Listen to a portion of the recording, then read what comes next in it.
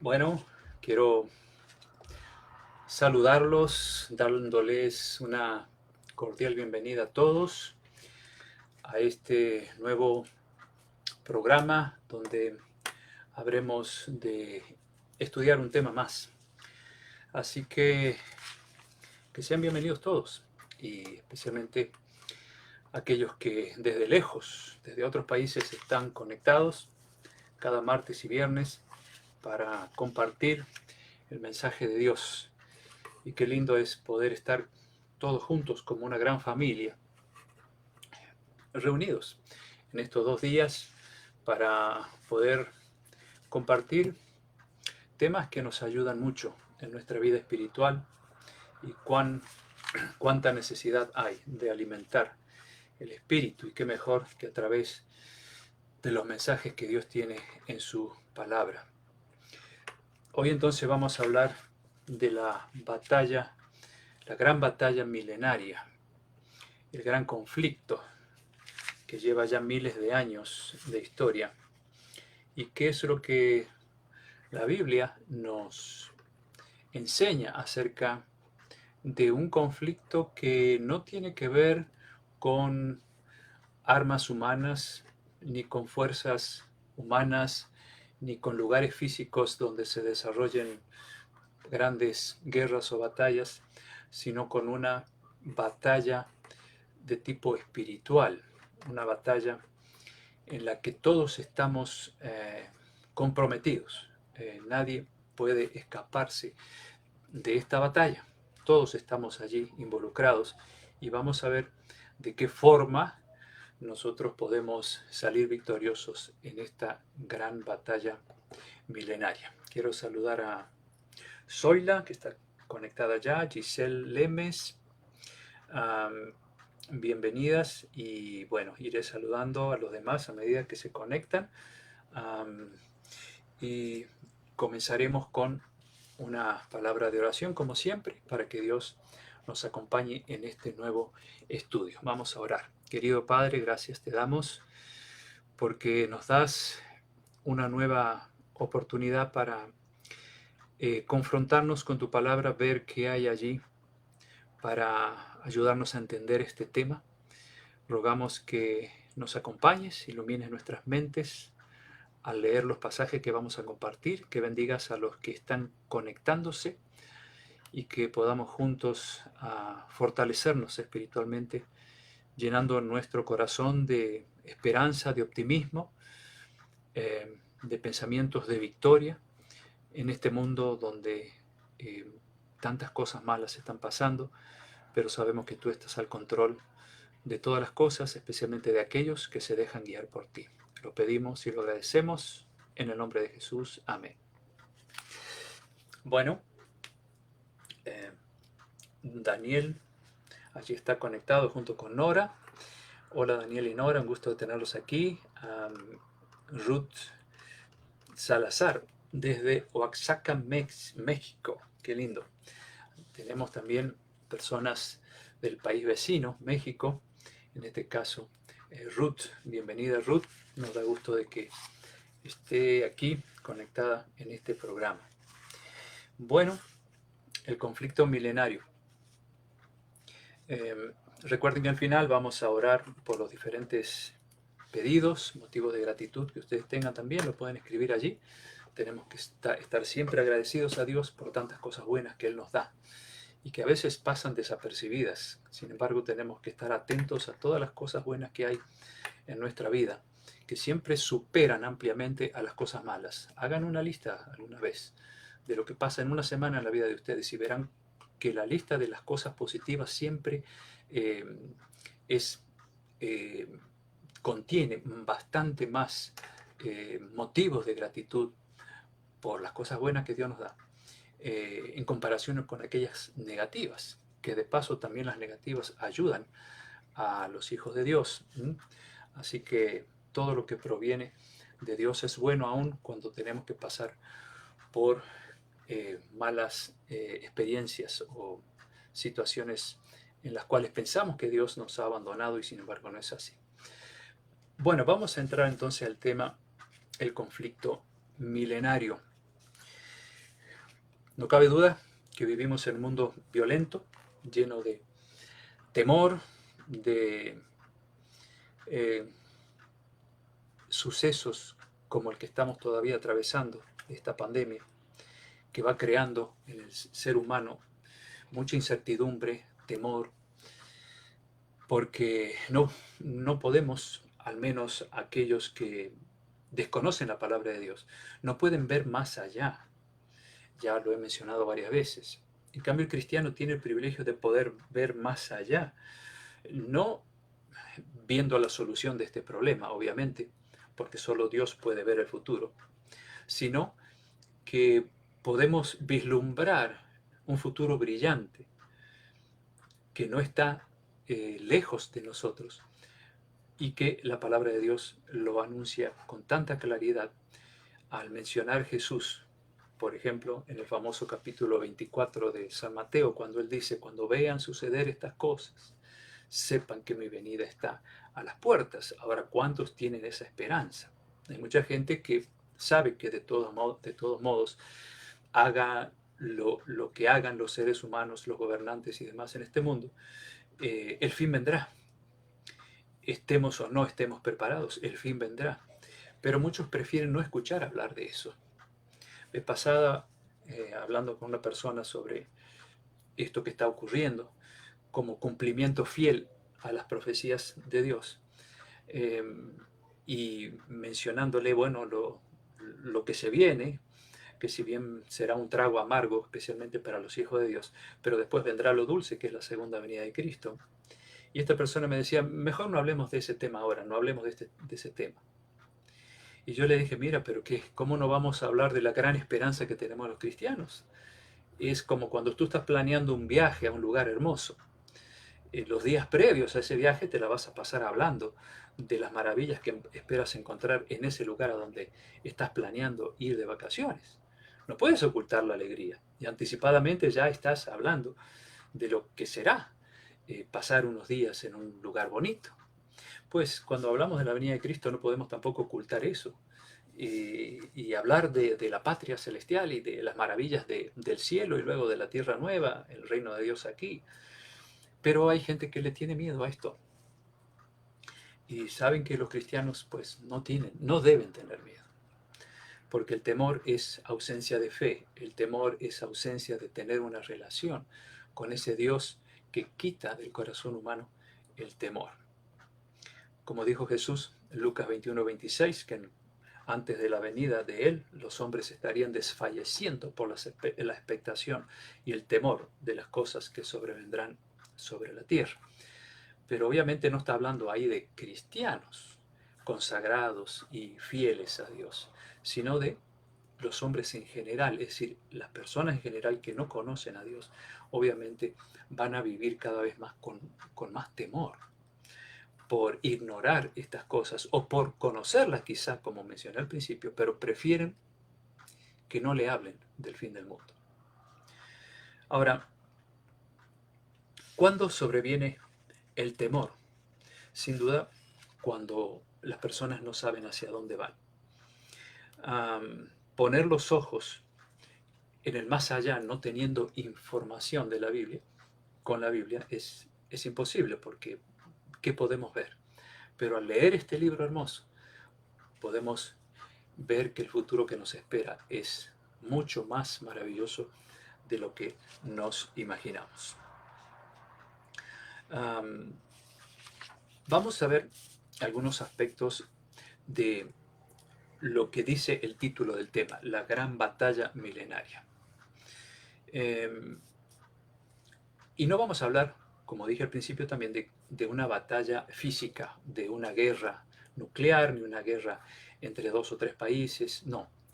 Desde que Lucifer cayó en pecado, allá estando en el cielo, comenzó una gran batalla entre él, sus ángeles, y entre Cristo y sus ángeles. Una batalla que no terminó allá, sino que se trasladó aquí a la tierra. Ya vamos a ver un texto de Apocalipsis.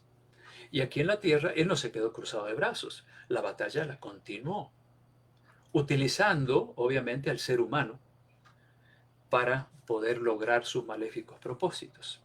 Entonces, esta gran batalla milenaria, que de paso en el Apocalipsis aparece con la palabra simbólica Armagedón, ustedes habrán escuchado hablar de el famoso Armagedón, que hay ciertas denominaciones cristianas que consideran que va a ser una batalla física. Sin embargo, el Armagedón es una batalla espiritual. Hay muchas palabras extraídas del Antiguo Testamento y colocadas en el Apocalipsis para que sean aplicadas en forma simbólica, no literal. Gog y Magog, por ejemplo, Apocalipsis 20, cuando estudiamos el milenio, aparecen allí el nombre de dos reyes, ¿no es cierto?, que eran enemigos del pueblo de Israel y aparecen como un símbolo de la gente malvada que será levantada para ser destruida después del milenio. Bueno, y la palabra Armagedón, por lo tanto, también es una palabra extraída del Antiguo Testamento para aplicarlo en sentido espiritual o simbólico. En realidad, el Armagedón del Apocalipsis es una batalla que se libra no en un campo, no en una zona grande como el Valle de Megiddo, que se considera que ese va a ser el valle que antiguamente se llevaban a cabo grandes batallas entre imperios, ¿no? En ese famoso valle. Nada de eso. La batalla del Armagedón está aquí adentro de nuestra cabecita. Allí es donde se libra la batalla del Armagedón todos los días. Y más conocemos la palabra de Dios, más se acrecienta esa batalla. Y ustedes pueden confirmar esto en la experiencia que están viviendo como cristianos. El cristiano no está viviendo en un campo de flores y todo es color de rosa, ¿no? El cristiano tiene muchas luchas que antes no tenía, porque ahora conoce la verdad y por lo tanto tiene que buscar las armas espirituales para poder luchar contra las artimañas del diablo. Entonces el cristiano pues tiene que pelear como un soldado de Cristo en medio de esta gran batalla que simbólicamente el Apocalipsis le llama el Armagedón. Bueno, vamos a ver algunos aspectos en el libro del Apocalipsis. Si vamos al capítulo 12 de Apocalipsis, allí vemos cómo se origina esta batalla. Alguna vez mencioné versículos de este capítulo, pero no hemos analizado todos los que vamos a ver ahora. Hola Gustavo, hola Serafín, qué bueno que estás aquí Serafín. A Patricio, mi querido amigo, un abrazo también para ti. Víctor Hugo, como siempre aquí, conectado. Aide, y bueno, un saludo para todos ustedes. Me da gusto de que estén aquí nuevamente. Apocalipsis 12, 7 al 9. Y miren lo que dice aquí. Vamos a ir primero desde el 1 y luego iremos al 7 y al 9. 12:1. Apareció en el cielo, esto es una visión que tiene San Juan, el que escribe el Apocalipsis, una gran señal, una mujer vestida del sol, con la luna debajo de sus pies y sobre su cabeza una corona de 12 estrellas. Aquí hay símbolos, no es nada literal esto. Recuerden que Apocalipsis fue escrita mayormente en símbolos. ¿Qué significa la palabra mujer en el lenguaje profético? Bueno, mujer se refiere a iglesia. Si ustedes van al libro de Efesios capítulo 5 van a encontrar que San Pablo hace un paralelismo entre una mujer y un hombre, un matrimonio, ¿no es cierto?, con Cristo y su iglesia como si fuera la esposa. Por lo tanto, la palabra mujer en el Apocalipsis representa a una iglesia, la iglesia de Cristo. Y dice aquí que Juan ve una mujer vestida del sol. ¿A quién se le dice en la Biblia el sol de justicia? A Cristo. Por lo tanto, aquí se habla de una iglesia cristiana, mujer vestida del sol, iglesia cristiana. Y dice que tenía la luna debajo de sus pies. ¿Cuál es la función de la luna? Reflejar la luz del sol. Por lo tanto, bien podría representar aquí a aquellos que forman parte de la iglesia y que son la luna porque reflejan la luz del sol que es Cristo, ¿no? Por eso Jesús dice que nosotros somos la luz del mundo, porque estamos reflejando la luz del gran sol que es Cristo. O bien también puede representar los ritos ceremoniales que se hacían en el Antiguo Testamento y que eran un reflejo del ministerio de Cristo. Esa es la luna. Y dice que sobre su cabeza una corona de 12 estrellas. La palabra estrellas en el Apocalipsis a veces representa discípulos de Cristo o representa también ángeles. Y aquí dice que tenía 12 estrellas. ¿Cuántas tribus componían el pueblo de Israel? 12 tribus. ¿Cuántos fueron los discípulos de Cristo? 12.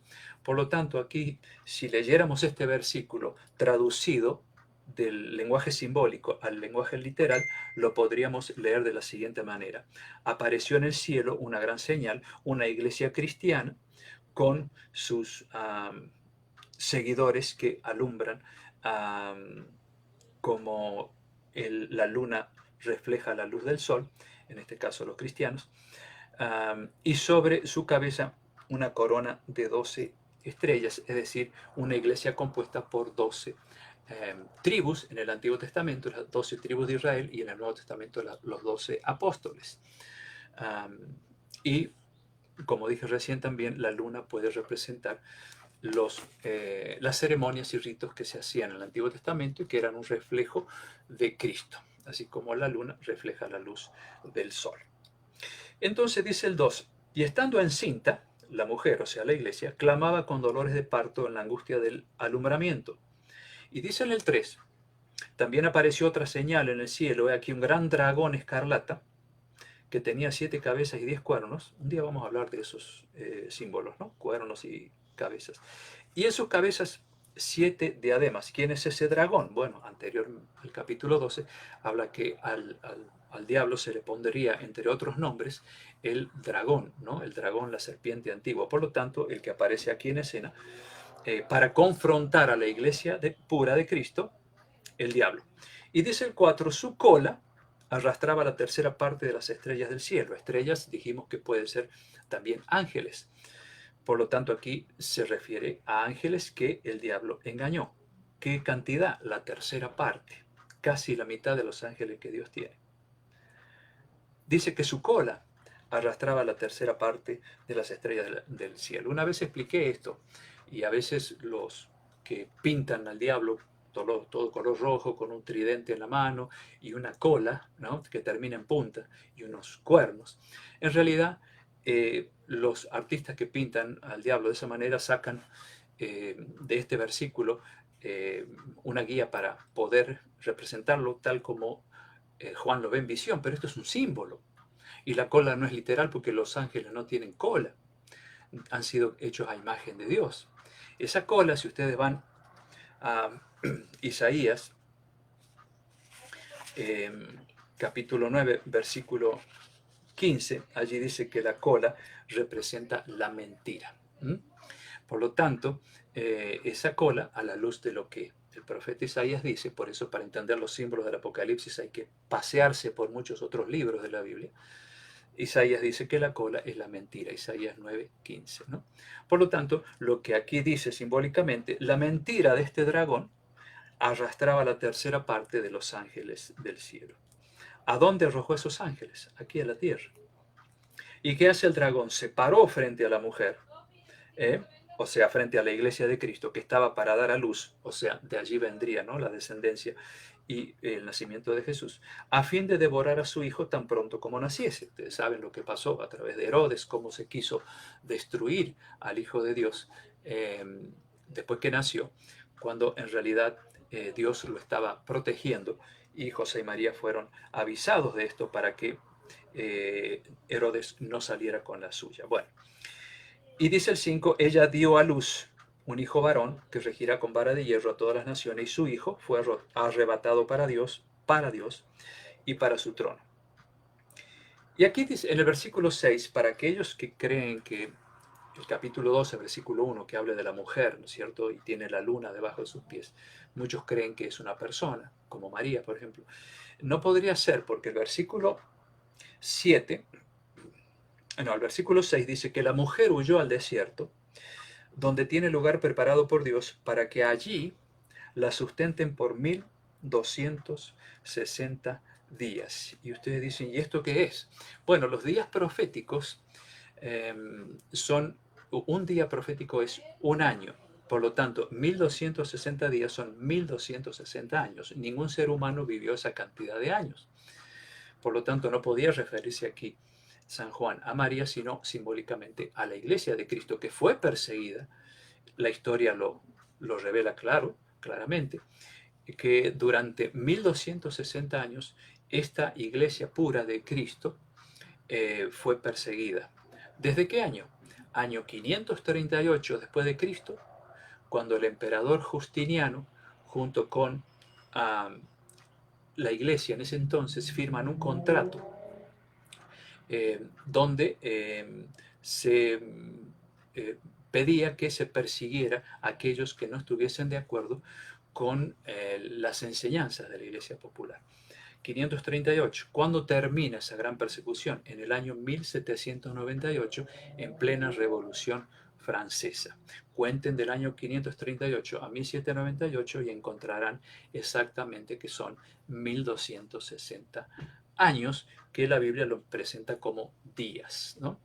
Son detalles interesantes para saber qué bueno que es estudiar las profecías a la luz de la historia, porque Apocalipsis se lo entiende a la luz de lo que ha acontecido en la historia, especialmente la historia religiosa. De paso, este periodo de persecución que el diablo desata utilizando poderes terrenales se repite 7 veces en la Biblia. Y el número 7 denota algo muy importante. Cuando Dios quiere remarcar algo importante, entonces lo hace con el número 7. Jesús dice que hay que perdonar 70 veces 7. La creación, 6 días, en 6 días Dios creó todo, el séptimo día descansó, 7. Jesús aparece entre medio de los 7 candeleros de oro, el mensaje de las 7 iglesias, los 7 sellos que ya hemos estudiado. O sea, ese número 7 que indica plenitud, totalidad, significa algo también sumamente importante. Y este periodo de persecución de 1260 años se repite, como dije recién, 7 veces en la Biblia. 5 veces aparece en el Apocalipsis y 2 veces aparece en las profecías de Daniel o en el libro de Daniel. Un día lo vamos a estudiar porque no solamente aparece la expresión 1260 días. Dios esconde esa expresión con la palabra 42 meses, por ejemplo. Si ustedes multiplican 42 por 30, un mes de 30 días, un mes judío, le va a dar 1260 días. Pero no quiero llenarlos de números ahora. Un día lo vamos a analizar detenidamente a este periodo de 1260 años, que se cumplió perfectamente en esos años que mencioné. Y se iniciaron el año 538 y terminaron en 1798. Ya estaba predicho que la mujer, es decir, la iglesia de Cristo, sufriría persecución por esa extensión de años tan larga, ¿no? ¿Pero por qué? Porque estamos en una batalla espiritual. O sea, el diablo tiene que utilizar sus instrumentos, tiene que utilizar al ser humano para poder perseguir a los otros seres humanos que no creen como estos seres humanos. ¿Se dan cuenta? O sea, no es que el ser humano lo haga a propósito, desate las persecuciones a propósito, sino que hay una fuerza espiritual maligna detrás del ser humano para lograr este tipo de eventos tristes, ¿no? Cristianos contra cristianos. Y así ha sido siempre, desde que existe el pecado, desde que Adán y Eva tuvieron a Abel y a Caín. Fíjense que de los dos, uno salió bueno, el otro salió malo. Y el malo, ¿qué hizo? Persiguió y mató al bueno, ¿no? ¿Por qué? Porque así es la batalla entre el bien y el mal. O sea, el diablo estaba detrás de Caín tratando de desbaratar el plan de Dios que se desarrollaría a través de Abel. El plan de que a través de la descendencia de los hijos de Adán viniera el Salvador, ¿no? Entonces, pero no logró el diablo eso.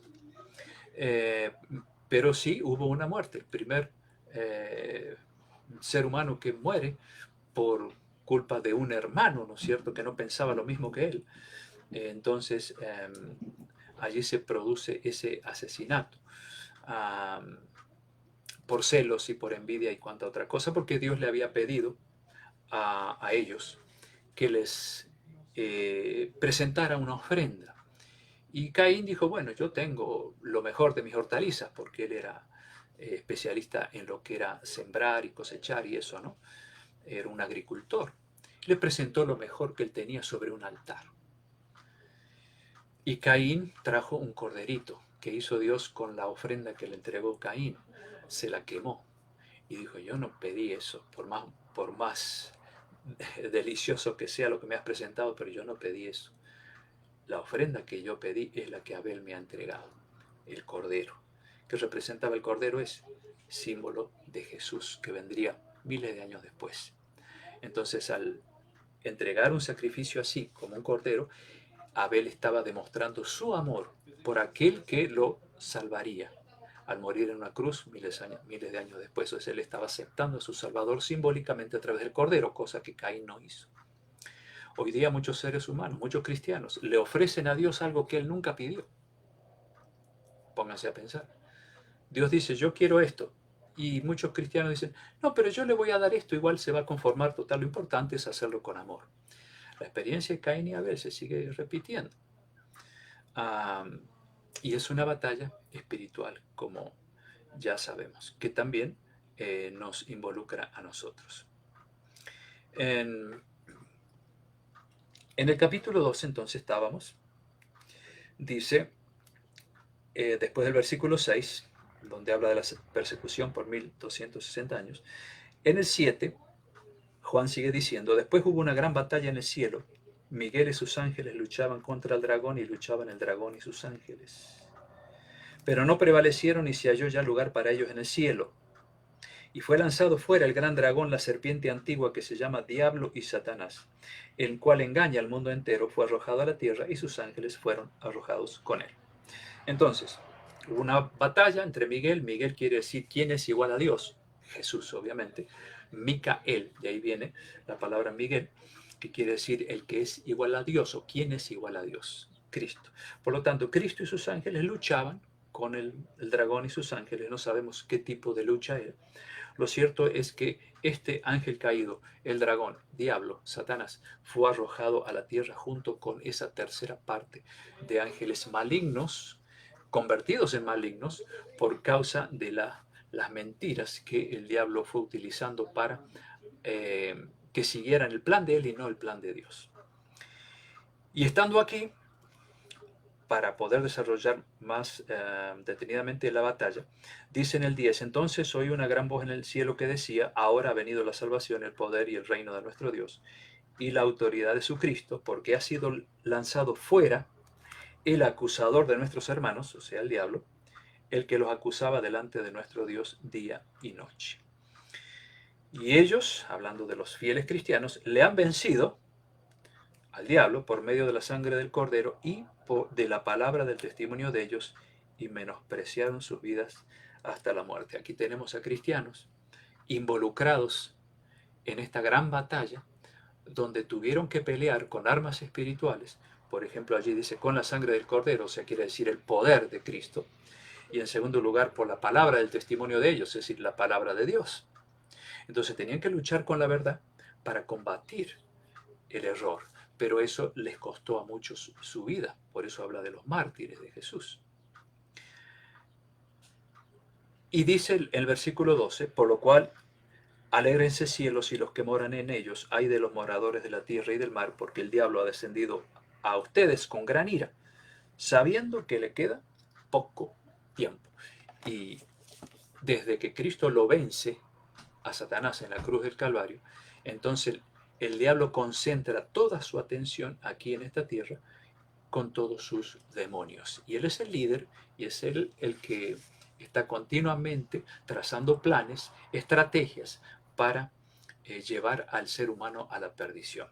Por otro lado, está el pueblo de Dios, están los cristianos que usan este libro que se llama la espada del Espíritu, y usan la oración y usan el poder de Dios, la testificación de lo que Dios hace en sus vidas para poder contrarrestar las poderosas armas del diablo. Por lo tanto, lo que hemos estado haciendo en estos meses es sacándole filo a este libro. ¿Para qué?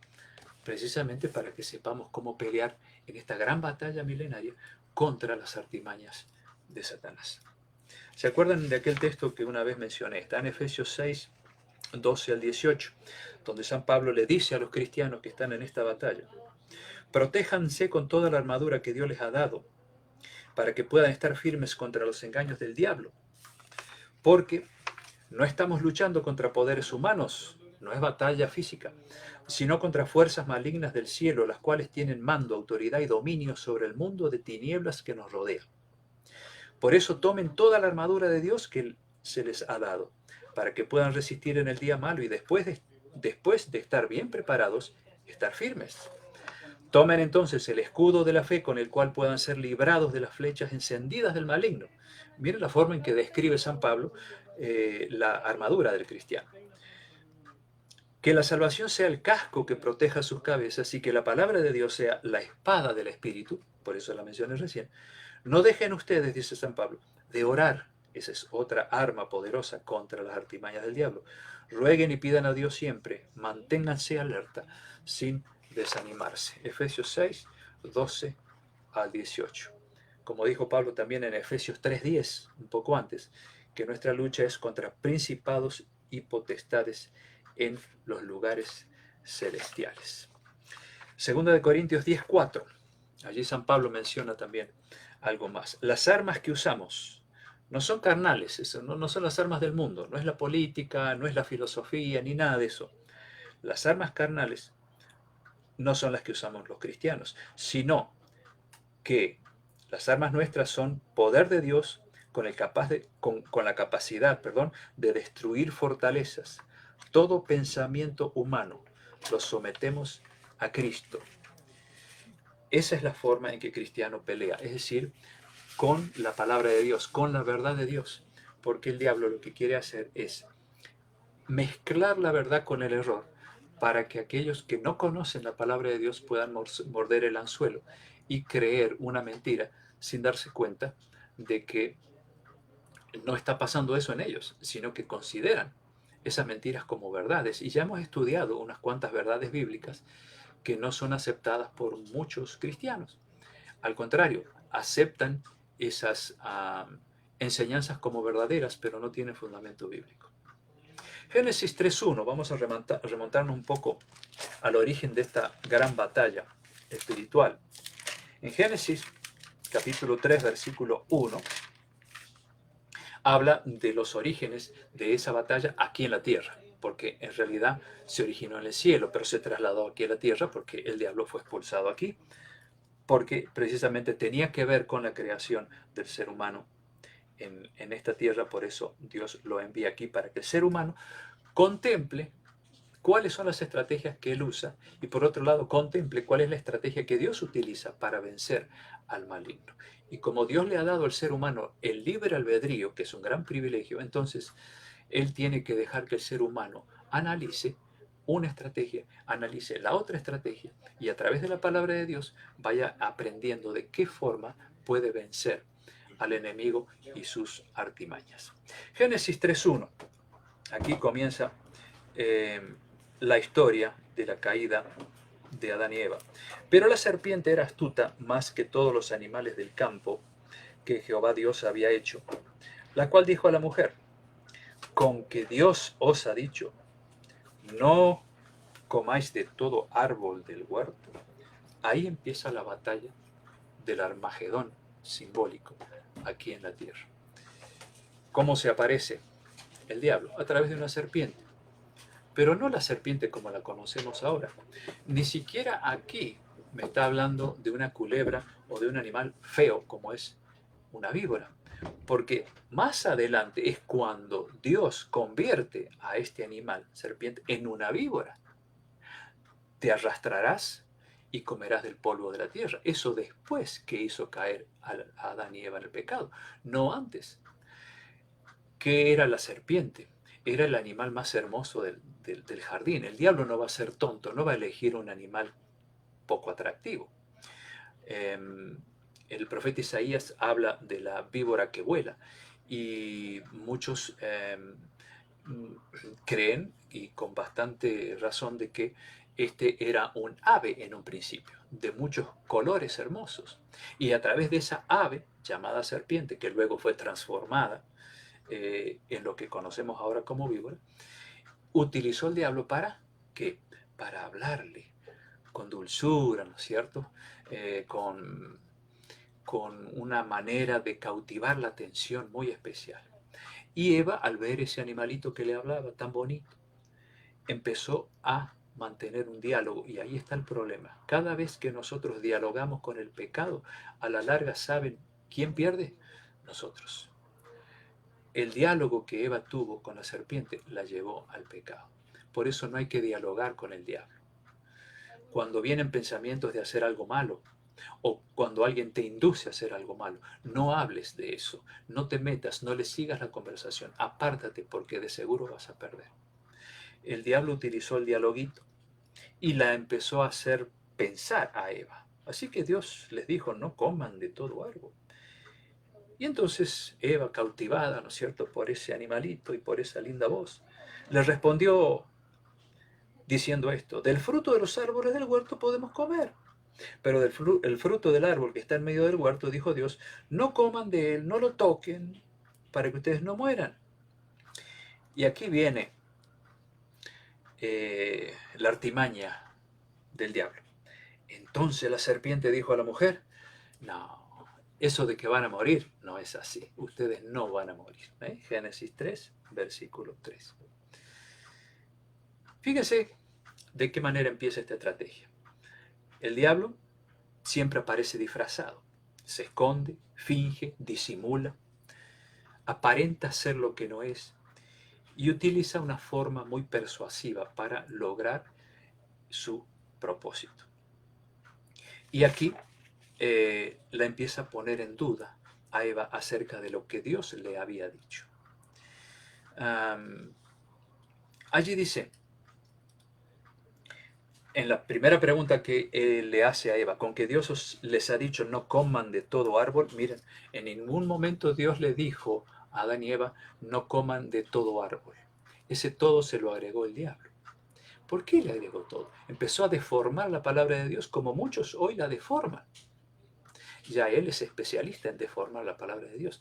Ahí ya tenemos un agregado a la palabra de Dios. Así que Dios les dijo, no coman de todo árbol del huerto. Se ve que utilizó esa pregunta para lograr un diálogo, ¿no? Y Eva dijo, no, en realidad el que no podemos comer es ese que está separadito allí de la ciencia del bien y del mal, porque si comemos de ahí vamos a morir. Y entonces ahora el diablo dice, no vas a morir. O sea, primero deforma la palabra de Dios, después crea una doctrina, la inmortalidad, ¿no es cierto? Y le dice, no vas a morir. O sea, como que si Eva comía, desobedecía, iba a ser pecadora, pero una pecadora con la facultad de vivir eternamente. Tremendo. Y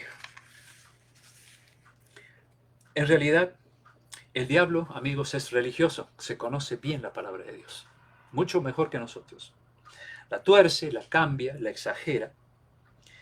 Y en otras palabras, lo que está queriendo decir, y cada vez que ustedes lean la Biblia y vean algo que es diferente a lo que creen la mayoría, el diablo lo que va a susurrar a tu oído es lo siguiente: mira, no seas tan detallista, no te vayas a los extremos, ¿qué importa el día?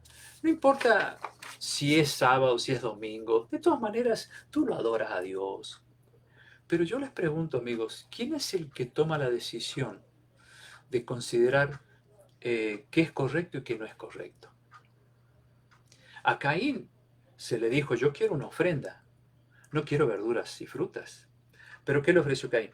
Lo mejor que tenía de su huerto. Total, Dios no se va a enojar, yo le doy lo mejor que tengo, si total es una forma de mostrarle amor. Pero Dios le quemó eso, porque dijo, yo no te pedí eso, yo te pedí una ofrenda, un cordero que representa a Cristo. Hoy el ser humano con las cosas de Dios muchas veces hace como Caín, elige ciertas cosas y las considera incluso hasta sagradas, Y no hay nada en la Biblia que hable de que eso que está separando, por ejemplo, un día, sea sagrado como lo es el primer día de la semana. Pero las artimañas de Caín se repiten. Ofrecerle a Dios algo que él nunca pidió. Algunos dicen, no importa lo que comas, ¿qué importa? Total, ya Jesús limpió los alimentos inmundos y toman un versículo, lo distorsionan totalmente. Pero la Biblia dice, no comas esto porque es dañino. Dios te lo dice así, no eres tú quien va a decidir qué cosa es buena y qué cosa no es buena. Entonces vemos que hay una diversidad de creencias que no tienen fundamento en la Biblia. Y entonces es una batalla que hay en nuestra mente porque tenemos que elegir qué cosa es lo que Dios quiere y qué cosa es lo que Dios no quiere, por más buena intención que tengamos de ofrecerle a Dios una enseñanza diferente a la que Él nos ha dejado en su palabra.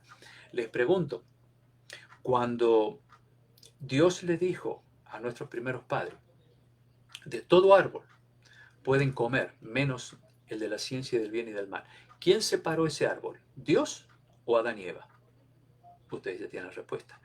Dios no le dijo a Adán y Eva, de todos los árboles que hay ahí coman, pero sepárenme uno y que ese sea el árbol prohibido. No, el que lo separó fue Dios.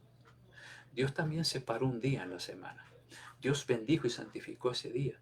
No le dijo al ser humano, sepárenme uno de la semana, el que mejor les guste a ustedes, de todas maneras yo lo acepto igual. No, la elección no es nuestra, la elección es de Dios. Vamos a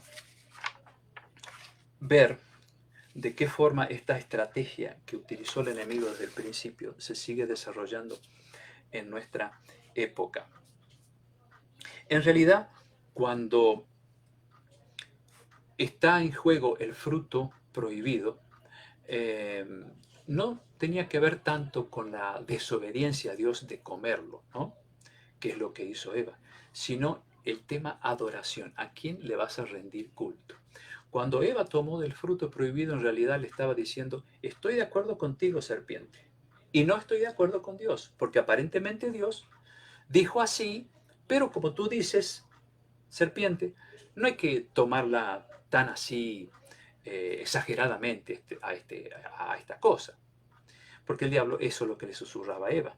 No, él dijo que vas a morir, pero no, en realidad te lo dijo así porque es una forma de querer insinuar de que tú debes hacer lo que él quiere, pero en realidad no es tan importante, porque Dios de todas maneras es amoroso, no se va a preocupar por una fruta. Mira, Eva, no te preocupes. Y Eva dijo, sí, la verdad que no tiene sentido, porque como una fruta, pues, sí.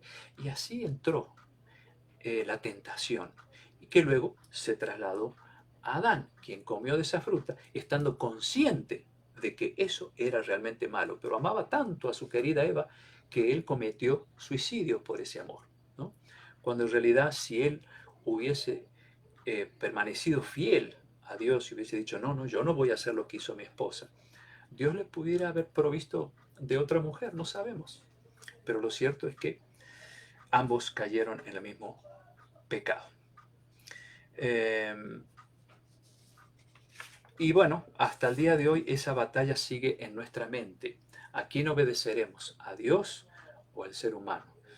Y cuando digo el ser humano, bien puedo decir el ser humano bajo la inspiración del diablo, porque hay mucha gente que inocentemente está siendo utilizada por el diablo para engañar, porque no tienen la intención de hacerlo, pero al no estudiar la palabra de Dios con humildad, con respeto, con un espíritu de temor a Dios y, y con el deseo de aceptar lo que está escrito, entonces provienen ese tipo de enseñanzas que se parecen a la verdad, pero que no son la verdad.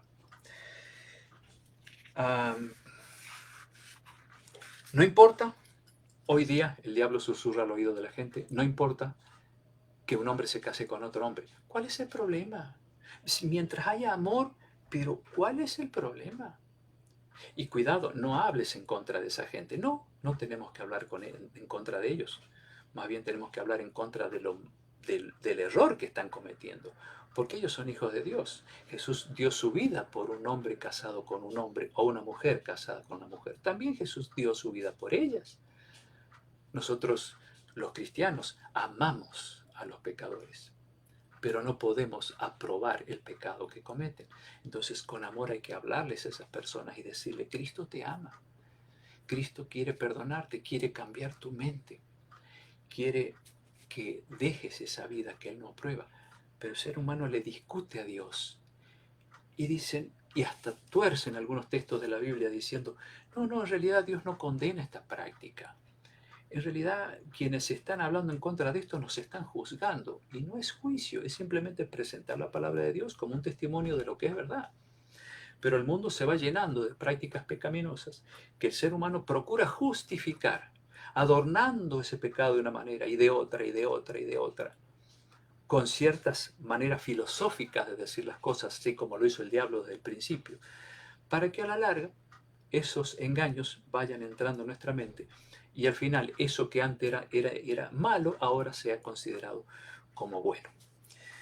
Por lo tanto, ahí está esa gran batalla desarrollándose en nuestra mente y tenemos que defender lo que Dios dice, no lo que nosotros creemos porque se nos antoja, sino lo que está escrito en este libro.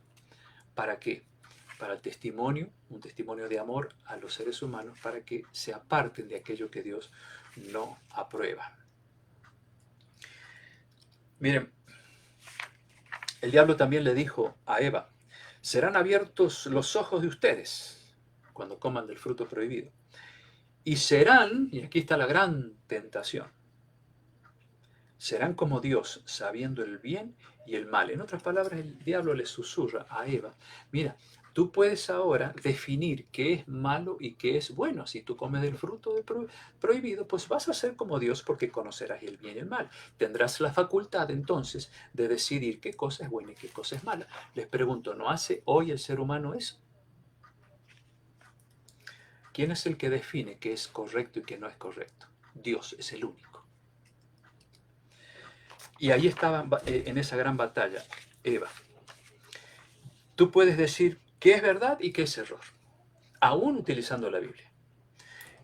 Y el ser humano acomoda muchas veces la palabra de Dios de tal manera que se ajuste a sus tendencias carnales y se convierten de alguna manera en un diosecito. Y no estoy exagerando.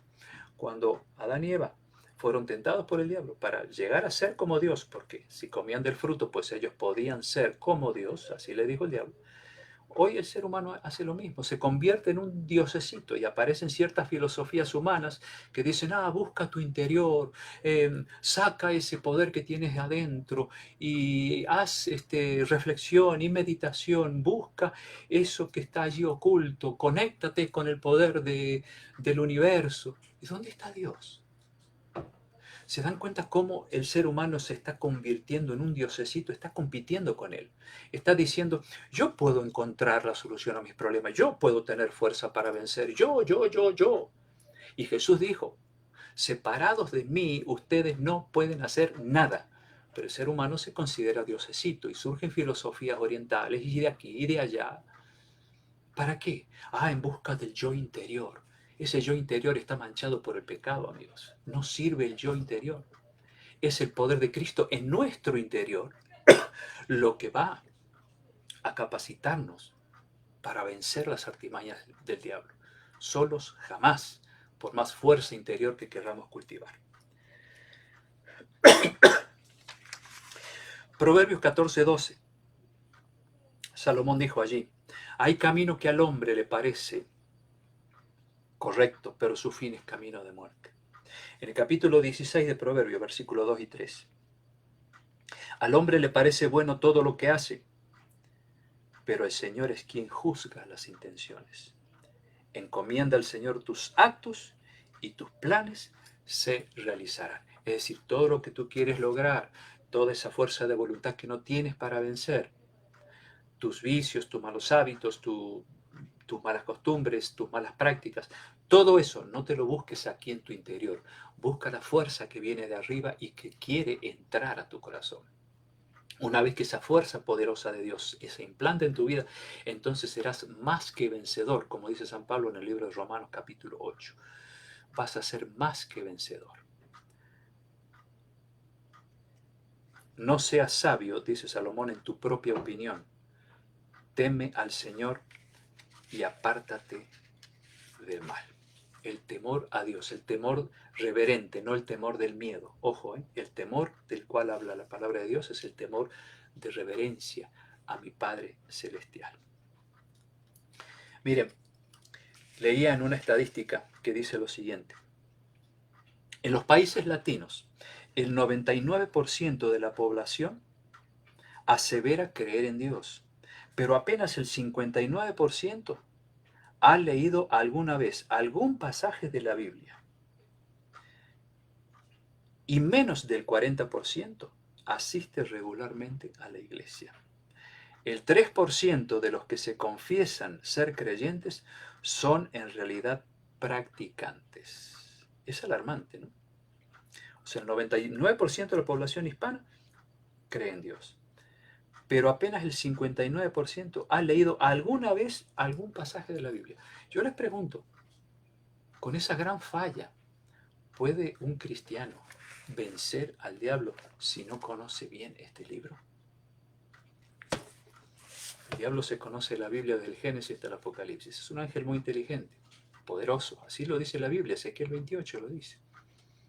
Lleno de sabiduría, pero desgraciadamente para el mal. Antes la usaba para el bien, porque era un ángel perfecto. Pero desde que se rebeló contra Dios, toda esa sabiduría la usa para el mal. ¿Y cómo podemos vencer nosotros al diablo, que conoce tanto la palabra de Dios, si no conocemos la palabra de Dios? Solo el 40% de ese 99%, no, el 59%, perdón, ha leído alguna vez algún pasaje. Y el 40% asiste regularmente a la iglesia. Y ese es la estrategia del enemigo, o sea, alejar al ser humano lo que más pueda de la iglesia de Cristo, de la palabra de Dios, de la oración, que son la fuente de poder para que puedan ser vencidos así como fueron vencidos Adán y Eva. Y saben, el cristianismo del no compromiso es el peor engaño que el diablo puede presentarnos. Porque podemos leer muchas cosas, aprender grandes verdades de este libro, pero si yo no me comprometo con el Dios de este libro, el cristianismo va a ser en vano. Tengo que comprometerme con Él. Si quiero vencer en esta gran batalla milenaria, tengo que estar comprometido con el escrito está. De lo contrario, el diablo nos va a engañar. Jesús lo dijo, lo repito otra vez, San Juan 15:5. Separados de mí, ustedes no pueden hacer nada. Juan 5:39, ¿qué dijo Jesús? Esto que lo hemos leído muchas veces. Estudien las Escrituras porque en ellas ustedes tienen la salvación. Así lo dice Jesús, en ellas. O sea, ¿quieres salvarte? Afila esta espada, porque el diablo va a querer impedir que te salves. ¿Y de qué manera? Que no le dediques tiempo a la palabra de Dios. No le dediques tiempo a la oración para que no recibas el poder de lo alto, que es lo único que te va a dar la victoria. Miren, a lo largo de los siglos, el diablo utilizó algunos personajes para oponerse totalmente a la soberanía divina. Karl Marx, ustedes habrán escuchado hablar de este hombre. Karl Marx dijo, la religión es el opio de los pueblos. Sigmund Freud dijo que la fe es algo infantil. Y estos son grandes hombres, escritores, filósofos, con gran capacidad intelectual. Sin embargo, fíjense los disparates que ellos decían. ¿Qué decir de Charles Darwin? Buscó las raíces de la especie humana, ¿en dónde? En la figura ridícula de un mono, haciéndonos creer que provenimos de un simio. Friedrich Nietzsche, terrible, este hombre tuvo la osadía de anunciar la muerte de Dios. Estos son los elementos, entre millones, que el diablo ha estado usando a lo largo de la historia para hacer que el ser humano caiga en el engaño del diablo. Bueno, ahora me pregunto, ¿de qué lado estamos nosotros en esta gran batalla milenaria?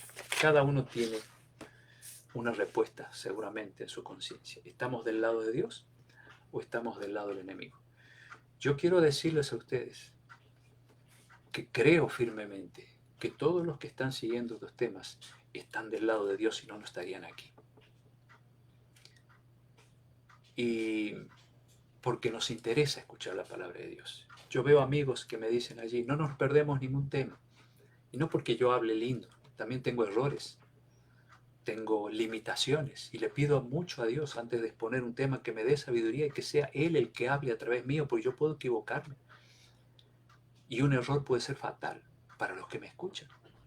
Tengo la responsabilidad de sustentar todo con un escrito está, respaldar todo lo que digo con lo que Papá Dios dice aquí. Llego a decir algo que es idea mía, contraria a la de Dios, mi salvación está en juego, porque estaré llevándoles un mensaje erróneo a ustedes. Y yo les agradezco por conectarse, porque sin duda ustedes están en la mejor parte de la batalla, están del lado de Dios y están aprendiendo a sacarle filo a la espada del Espíritu y aprendiendo a orar. No tengan miedo de orar, no importa que el otro mire que tú estás arrodillado ahí orando, o que estás con los ojitos cerrados pidiendo la bendición de los alimentos, algo que se ha perdido mucho en muchas familias. Antes de ir a comer, orar, gracias Señor por estos alimentos. Y ahí poder pedir algo también, ¿por qué no? Bendice a mi familia. Ayúdame también a disfrutar del pan de vida que es la palabra de Dios. La oración es el secreto para ser victoriosos y recibir la fuerza de Dios. Termino con Juan 12:48. Miren lo que dice Jesús allí. San Juan capítulo 12 y versículo 48. Y luego vamos a hacer una oración por los pedidos que ustedes hayan dado a conocer. 12:48. Dice allí Jesús: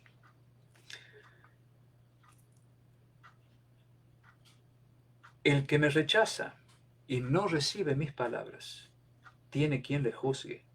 La palabra que ha hablado, ella le juzgará en el día postrero. Es lo que Dios quiso enseñarles a Adán y Eva. Su palabra es la que tenían que obedecer, no la palabra del otro que estaba allí escondido. No la mentira que te susurra al oído y que te lleva a pensar que de todas maneras no es tan malo si yo hago o no hago esto o aquello. Cuidado. El enemigo no ha cambiado. Incluso está mucho más práctico ahora que 6.000 años atrás, cuando se produjo esta tragedia en el jardín del Edén. Está mucho más práctico. Sabe por dónde entrarle al ser humano, con más astucia que antes. Por eso, como dice Jesús, somos responsables por la palabra que Él nos deja. ¿Para qué? Para que la utilicemos en esa gran batalla milenaria, en ese Armagedón que está aquí adentro, a fin de que el diablo no nos gane y siempre tengamos un escrito está cuando Él nos presente sus artimañas. Bueno, que Dios nos ayude, amigos, a ser victoriosos en esta gran batalla. Un día se va a terminar, gracias a Dios, se va a terminar cuando Jesús venga por segunda vez. Y ojalá que en ese día ustedes y yo estemos victoriosos y podamos estar del lado totalmente de Dios y habremos para siempre derrotado a nuestro gran enemigo, que todos los días nos molesta, todos los días trata de hacernos caer. Pero recuerden que Jesús está allí para levantarnos y darnos la fuerza para seguir adelante y perdonarnos. Así que no nos desanimemos. Bueno, vamos a tener algunos pedidos de oración que ustedes han dado a conocer. Quiero saludar a alguno de ustedes que no he saludado antes. Ramón, allí sigue con un tratamiento por su problema de salud. Ramón, querido, vamos a seguir orando por ti. No te desanimes. Hola Nora, William, Antonieta, Amoroso, Ruth Salazar, Miguel Celada, gracias por tu saludo. Víctor Hugo, Gustavo Peronel, gracias por este mensaje. Bueno, gracias a Dios por poder presentarlo. Entonces tenemos dos pedidos de oración. Si hubiera alguno más que no los estoy viendo aquí, también lo vamos a presentar a Dios. Él conoce lo que hay en el corazón de ustedes. Así que oraremos por estos y por aquellos pedidos que ustedes no hayan expresado. Angélica está pidiendo por sus hijos y nietos que están con gripe. Y por supuesto por mi amigo Ramón y su problema serio de salud. Bueno, vamos a orar. Querido Padre Celestial, gracias te damos por mostrarnos en tu palabra este eh, problema tan grande, esta gran batalla que se está desarrollando desde hace tantos milenios entre el bien y el mal. Comenzó allí en el cielo, sigue aquí en la tierra, y nosotros participamos de esa gran batalla todos los días. Pero tú nos has dado la promesa de que venceremos si nos guiamos con tu palabra, si aprendemos a conectarnos contigo todos los días a través de la oración, y sobre todo ser fieles a lo que nos has dejado revelado en tu palabra, para que andemos en tus caminos y no en los caminos distorsionados que el diablo quiere mostrarnos. Te rogamos que nos protejas a todos de estos ataques del enemigo y sobre todo, Señor, que nos aferremos a Cristo, nuestro Salvador, para que Él nos lleve continuamente hacia la victoria. Quiero rogarte por el pedido de Angélica, por sus hijos y nietos que están afectados de gripe. Pedimos tu intervención poderosa para que esa enfermedad, Señor, no se agrave, sino que sea algo leve y pueda desaparecer de la vida de estos hijos y nietos. Por mi amigo Ramón, por ese problema de salud que lo sigue aquejando tanto, pedimos sanidad, que lo asistas también con tu poder y pueda él, Señor, liberado, si es tu voluntad, de este problema tan serio. Bendice a todos los demás que se han conectado, bendice a sus seres amados y danos un lindo fin de semana.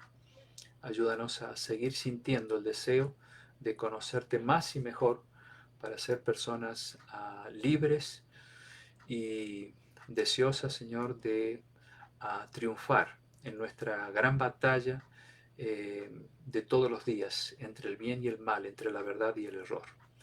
Rogamos la presencia de Jesús en el corazón de cada uno de los que estamos aquí. Te lo pedimos y agradecemos todo en el nombre de Jesús. Amén.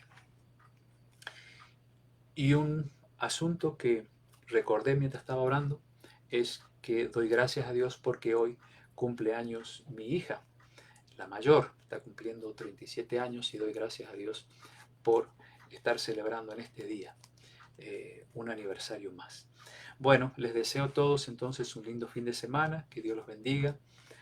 Como siempre les digo, que la paz de Cristo esté en sus corazones y les mando un fuerte abrazo y nos vemos, si Dios quiere, el martes.